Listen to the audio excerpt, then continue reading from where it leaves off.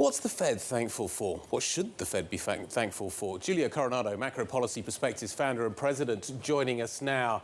Julia, great to see you. How would you answer that question? I mean, look, the Fed's got a lot to be thankful for this Thanksgiving.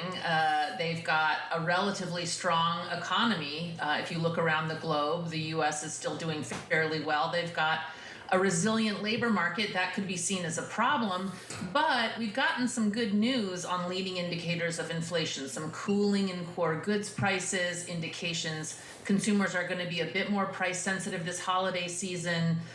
And then some, looks like some market indicators of rent showing some cooling. So all of this, now that the Fed is focused more on lags in policy, have more meaning than they did a few months ago when the Fed was just tightening at full tilt. So now that they're kind of reading the tea leaves and looking at nuances, there are some good news, and there are some elements of good news in those tea leaves, and they can be thankful for that.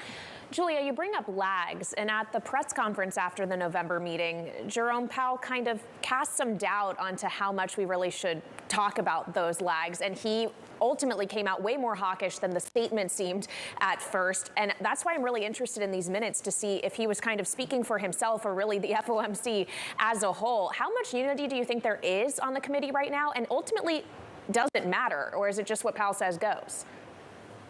Oh, no. I mean, Powell is negotiating and navigating a consensus on this committee. And I think that the fact that we saw such a strong change in language in the statement is an indication of that broad support for the decision to slow the pace.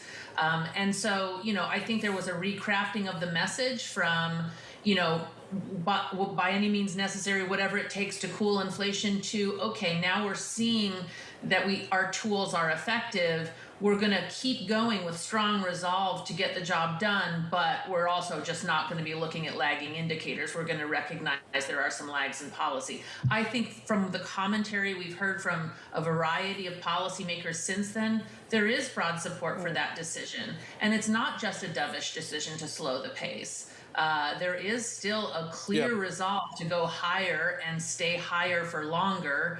And so, I think it's not it doesn't fit neatly into a dovish, hawkish category.